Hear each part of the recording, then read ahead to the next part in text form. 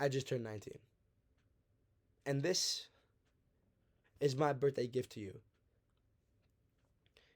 DTE, FTP, FAL, DLR, DPL, BLD, YKK 246, HO, XOXO. Now, that's down to earth, for the people, fuck a label, the devil loves rain, doppelganger, blood oath, YKK 246, HO, and smooch. You see, over the span of the last 5 years, these are just a few of the significant ideas that I've conjured up and executed. To you all, I'm sure this sounds like a bunch of nonsense, a bunch of hoopla. But to me, each and every one of these things means so much to me. They all represent a very specific period of my life, and they were all ideas and movements that I wholeheartedly believed in.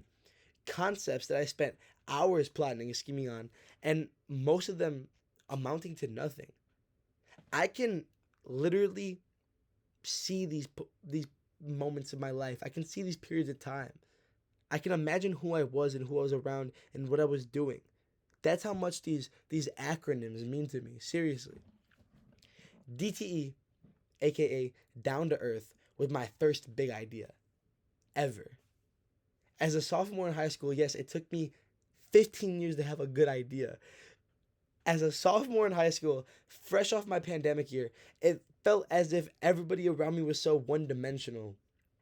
Everyone was a replica of one another. They all dressed the same, they all acted the same, and they all thought the same. Everyone was so superficial. I mean, duh, we were 15 in high school, but it was just so corny to me. You see, I actually came back and edited this script, edited this part that I'm reading right now, word for word, bar for bar. Hi, Mom, I'm on TV. And I reshot the video to use the word performative. Everyone was so damn performative. Nobody was real. Nobody expressed who they really were. So I came up with this idea of like this group, down to earth, filled with a bunch of kids who were just like me, kids who I felt to be real, authentic, and genuine at the time. I had a list of people I wanted involved, and I imagined it being a collective of sorts. I can't stand the word collective, but that was the dream. You know, the idea was to eventually own a two-story apartment building, and the first floor would be some type of barber shop or a tattoo shop or a piercing shop, some type of shop, and the top floor would be a studio, and in the back, in the garage, you'd have people tinting windows and working on cars and paint jobs and muffler deletes and putting fake starlight ceilings and Ford Focuses, and it all just made so much sense to me. It all just felt so tangible, and I did so much planning, but that's all it ever was. That's all it ever ended up being, was planning, thoughts and ideas. I never even told the people I wanted involved with the idea. I never even told them I had an idea, which is so disheartening. But DTE, for what it was, for as shallow and one dimensional and not thought out as it was the seed to everything I know now, because it was the start of something I wanted. It was the start of something bigger than me. It was the start of something that I knew I wanted. And I had spin off ideas after that.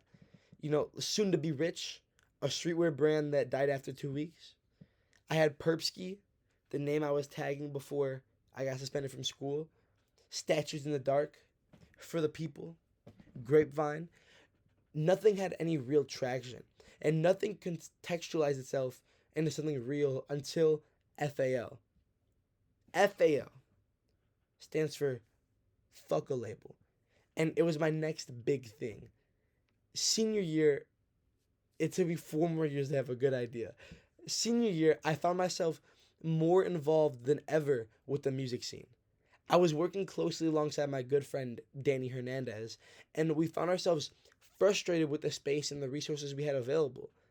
Everything was either behind a paywall, or you had to fake kick it with some dudes you didn't really rock with, who didn't even really rock with you either, or who didn't even really rock with each other. Have you ever been in the studio and played a whole playlist of demos and got nothing back besides a, nah, this shit hard. Nah, yeah, bro, that shit fire. Nah, you're tough, bro, you're tough. After every single track, that's all we had. There was no insight. There was no constructive criticism. There was no reflection. It was just, nah, bro. Nah, that shit hard, bro. That shit hard. And I don't even care about what it was for us. That's just the echo. That's just the echo chamber. All the people around you just like, yeah, that shit hard, bro. It's just transactional. Everything was so transactional. And I was looking to bring a start to something, to what we were missing. A place for creatives with real community and connection. Not this grimy ass trying to come off each other and stepping on motherfuckers' heads to get up and trampling over people just to make it out. But a place with a love for art. Everywhere we were, it stank of phony. And at the time, everyone was so quick to put our work in a box. Oh, you use FL, bro? Nah, you use FL. Oh, this is sick. This is like house, techno pop, rap hop, R&B, glazed core, alternative. Fucking shut up, bro. Shut up. You can't label us. Fuck a label, bro. Thus came Fuck a Label Records. You can't put us in a box. And that was a really fun idea to tackle and play around with because it gave me an opportunity to think about what I wanted. The Instagram to this day is still up, FAL_records. But just like everything else in my life, it just never really took off. And a big problem was we didn't have any music out. And another problem was we didn't know anyone serious enough to want to do this shit we were doing. Everything was either for the clout or motherfuckers just not taking it seriously or just performative. Just fugazi, not real. There was no launch point. There was no pass go collect 200. There was no directions. And you can't start you can't start a record label without some type of leverage or investment. Fuck a label records. Label records. Record label. Fuck a label record label. That's kind of funny to think about it now. So I continued to help with the music, but the record label idea kind of just faded over time. And it just became another thing that I didn't see through. And I was starting to see a pattern in my life. You know, I was starting to see a recurring theme, and that was scary. And that was in March 2024, and fast forward to August 1st, in the midst of the summer chaos, and at the conclusion of Lollapalooza, on a whim, me, Danny, and our good friend Southwick Kunigal decided to throw Danny a listening party for an album he wasn't ready to drop, for music that wasn't done on a month time crunch before Vic leaves the college. And this sounds like a nightmare, but in that month alone, we did more work than I've ever done in my entire life ever. I've never had that much follow through with anything. Danny tells Vic about this story about how he ran away from home and stayed at this dude's trap house and met this guy named El Diablo, and then he said that he loved the rain. So boom, The Devil Loves Rain, event production company. What? Website done. Boom. What? We had hold on. This was not planned. We had posters. We had fucking promo video. We had a set list. We had an opening act. We had vendors. We negotiated for the venue 6 days before the event was supposed to happen. We hired security. We did it all, man. In a month, we did it all. 6 days before we had a venue, we had a sold out show. 6 days before the venue, we had 80 RSVPs for the party. I don't want to use the word flabbergasted, but I was flabbergasted. I was gaffed. I was absolutely gaffed. I couldn't believe it. I've never seen something like that. Something that I wanted to do come to life. It was living. I looked around and tangibly I can see our creation alive. It was so beautiful. Standing on stage and seeing everybody there. It was everything I've ever wanted. Not because it was music, not because it was a show, because I did something. I thought about something. I planned something. And then I did it. That's all I've ever wanted. It was real. It felt real. It didn't just feel like an idea again. Or a thought. Or a, yeah, it'd be cool. Or maybe on paper. It wasn't just a dream or a wish anymore. It was something we did. Something we did. Not something I did. Something we did.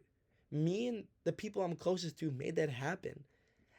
And it showed me it was possible and that we could do it and that all we needed to do was do it. And it was up from there. I mean, Southwick went back to college in Vermont, and me and Danny stayed in the city. And the designer from our show, Doppelganger, he made some pants for Danny to perform in. So we took those, did a little photo shoot with them.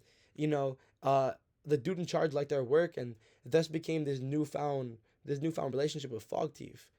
And Fog just so happened to make music as well, and he was in a band called Blood Oath. And by this time, I was already managing Danny, and I like to pad my stats a little bit. Call me Westbrook, bro. I like to pat my stats a little bit. So I said, yo, y'all need a manager? A real manager. And just like that, remember Blood Oath. First thing we did was throw them the Bloodbath, this Halloween themed show in October with YKK Danny opening for them, with vendors, with DJs.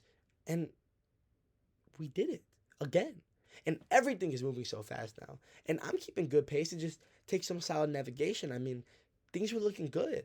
We were working on a collab album, and the music was flowing, and I had all these plans and different ideas for this band, and the band split up.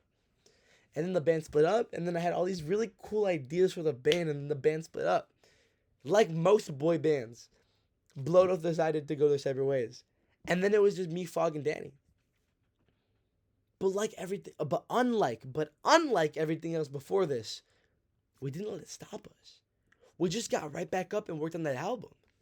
And then YKK 246 was born. And now that shit's coming out soon. And now here we are. XOXO, smooch, moi, smooch like moi. What am I? Well, what am I not? I mean, I'm doing it all here. I'm managing the artist. I'm hosting events. I'm shooting music videos. I'm marketing and campaigning. I'm writing scripts. I'm directing. And that's just the stuff you guys know about. And it's crazy because I look back on how everything got started. And it's all shaping out to be exactly what I wanted it to be.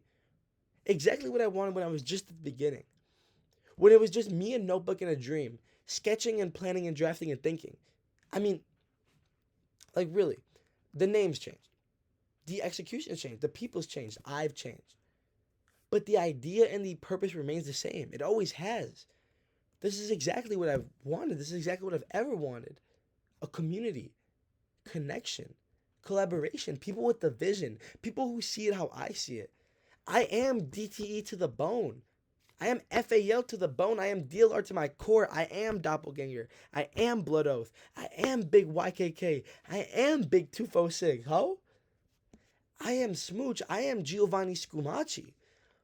These experiences aren't failures. They were lessons. They were necessary steps in my development. My stepping stones. And they all contributed to who I am today. And I thought I was failing. And I reflect back to all those times that I thought I was done. I had never considered myself to even be a quote-unquote creative. I had good ideas, but no, I could never draw and I could never paint. My handwriting's so horrible, so it must not be for me. I was going to go study computer science, dog. Like, what? But now look at me. Seeing it through when I never thought I could. Had I folded when any of these pieces fell short, I never would have seen what I could be. I never would be able to see me now. And we're just getting started. They, experts say, passions are misleading. And unless you have a substantial amount of indicators that are telling you that you are in the top 1% of your field, you should stop. Pursue it later. Focus on your real career. Treat it like a hobby. Like pickleball. Treat it like pickleball. Well, let me tell you something, kid. Hey, and let me tell you something, kid. Just like any other dumb 18-year-old, nope, the script is wrong. Just like any other dumb 19-year-old would. I'm all in. And I'm going to see this one through, I promise you. Because it's not just for you. It's for me. Because I know I can. My name is Giovanni Scumacci. I gotta do this right. My name is Giovanni Scumacci. Ask about me. Because someone here knows what's going on. Was that good? Hold on. Let me run it back for y'all. This isn't getting edited out either. I'm running this. All right. My name is Giovanni Scumacci. Ask about me. Because someone here knows what's going on. Fuck. Hold on. I can do this right. From the top. Here, from the top. I'm going to see this one through. I promise. My name is Giovanni Scumaci. Ask about me. Because someone here knows what's going on.